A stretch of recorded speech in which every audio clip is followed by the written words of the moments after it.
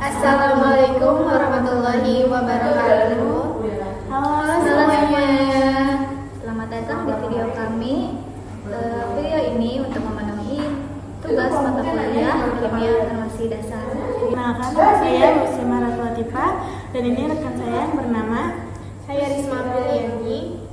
Saya Reva Tania Putri Herunisa. Kesempatan kali ini kami akan membawakan presentasi dengan berjudul Chemistry is Fun dengan tokoh inspiratif kami yaitu Paracelsus Theophrastus von Hennehem. Sini saya akan menjelaskan mengenai biografi Paracelsus yang lahir dengan nama Theophrastus Philippus Aurelius Bombastus von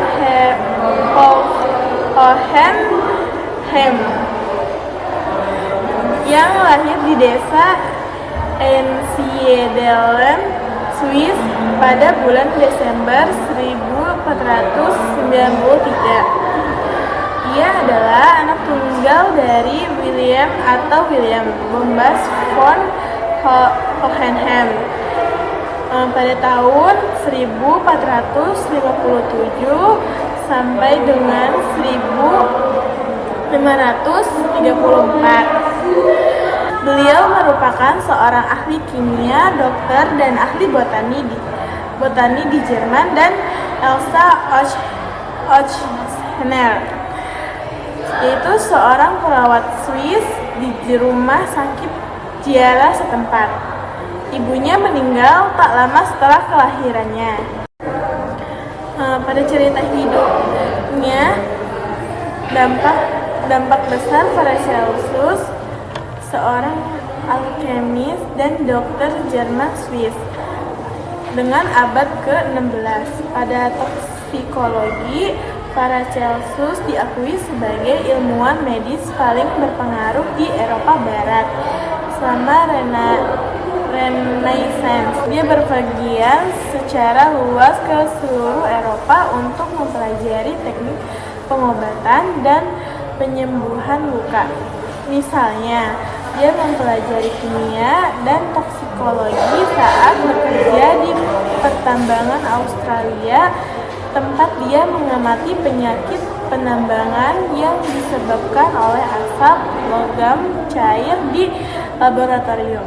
Dia berinteraksi dengan dokter dan alkemis dari Spanyol hingga Belanda dan Alexandria, atau disebut juga dengan Mesir. Paracelsus menolak teori kedokteran dan farmakovigilans sampai 129 hingga 200 Masehi, dan Avicenna dengan tahun 980 sampai 1037 yang telah berlaku selama 15 abad dan sebagai gantinya memperkenalkan penggunaan zat kimia seperti mineral ke dalam pengobatan. Dia juga orang pertama yang menekankan pentingnya dosis dalam perawatan medis. Latar belakang pendidikan: sejak kecil, Paracelsus sudah tertarik pada botani dan pengobatan dari pengaruh ayahnya, yang merupakan dokter dan botanis.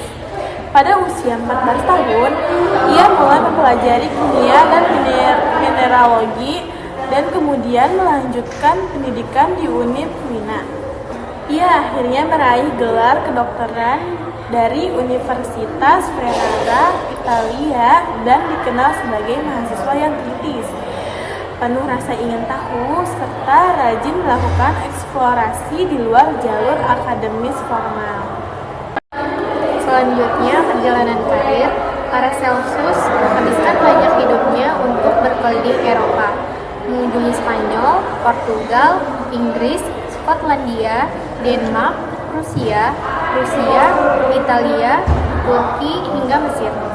Ia mempelajari praktik dokter, ahli bedah, biarawan, dan tabib tradisional secara langsung. Pengalaman paling berpengaruh terjadi saat ia bekerja di Taman Perak, Austria. di mana ia mengamati penyakit pekerja akibat paparan merkuri, arsenik, dan logam berat yang kemudian menjadi fondasi awal ilmu toksikologi. Selanjutnya, kontribusi ilmiah, Paracelsus memperkenalkan penggunaan zat-zat kimia dan mineral sebagai obat seperti merkuri, arsenik, belerang, perak, timbal, dan antimon. Ia menolak teori kedokteran Galen dan Avicenna yang sudah bertahan lebih dari 15 abad, serta menekankan bahwa pengobatan harus berbasis observasi, bukti, dan pengalaman klinis. Ia juga memperbarui cara mengajar kedokteran dengan memberi kuliah menggunakan bahasa Jerman, bukan Latin, agar dapat dipahami masyarakat. Selanjutnya, prinsip dosis dan toksisitas. Pemikirannya yang paling terkenal adalah semua zat adalah beracun, yang membedakan obat dan racun adalah dosisnya. Menurut Paracelsus, tidak ada zat murni beracun, bahkan air dan makanan dapat menjadi racun bila kadarnya berlebihan. Prinsip ini menjadi dasar toksikologi modern dan diterapkan hingga saat ini dalam evaluasi keamanan obat, kosmetik, dan bahan kimia. Baik, selanjutnya yaitu kontroversi. Gagasannya dianggap radikal pada masanya. Banyak akademisi mengecam penggunaan zat kimia untuk pengobatan karena dianggap berbahaya dan tidak masuk akal. Pandangan yang keras terhadap ilmuwan terdahulu membuatnya dikucilkan dari berbagai kota dan universitas. Paracelsus sering berpindah tempat akibat penolakan, kritik, dan tekanan politik. Kemudian ada warisan dan dampak ilmiah. Paracelsus diakui sebagai bapak toksikologi karena gagasannya berhasil menjembatani alkimia dengan kedokteran ilmiah. Konsep penting yang diwariskannya masih digunakan hingga kini, yaitu penentuan dosis obat, evaluasi keamanan bahan kimia, pendekatan ilmiah berbasis observasi dan bukti. Ia berperan dalam lahirnya farmakologi klinis, kedokteran modern, serta sistem pengobatan berbasis ilmiah. Baik, untuk kesimpulannya yaitu Paracelsus adalah ilmuwan revolusioner yang mengubah arah berkembangnya ilmu kedokteran dan farmasi. Keberaniannya menolak tradisi tanpa bukti menjadikannya pionir dalam pendekatan ilmiah terhadap obat dan toksisitas. Pemikirannya tetap relevan hingga saat ini dan menjadi fondasi dalam penelitian dosis, keamanan obat, dan penggunaan bahan kimia dalam dunia medis.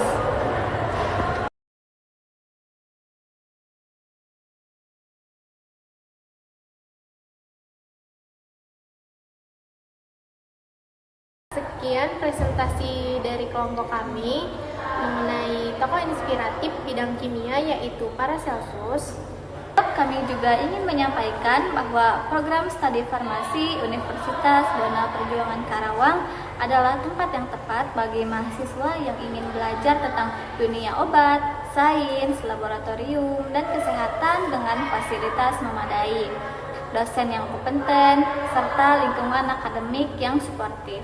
Farmasi Universitas Dona Perjuangan Karawang selalu mendorong mahasiswa untuk aktif, kreatif, dan inovatif, baik dalam penelitian, organisasi, maupun pengembangan diri. Jadi buat teman-teman yang punya semangat untuk bidang kesehatan dan kimia, Farmasi UBP Karawang adalah pilihan yang tepat untuk masa depan.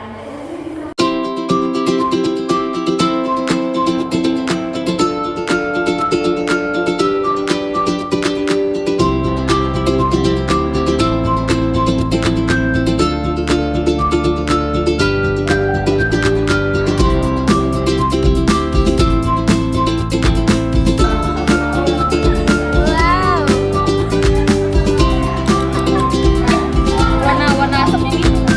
Emang warnanya apa?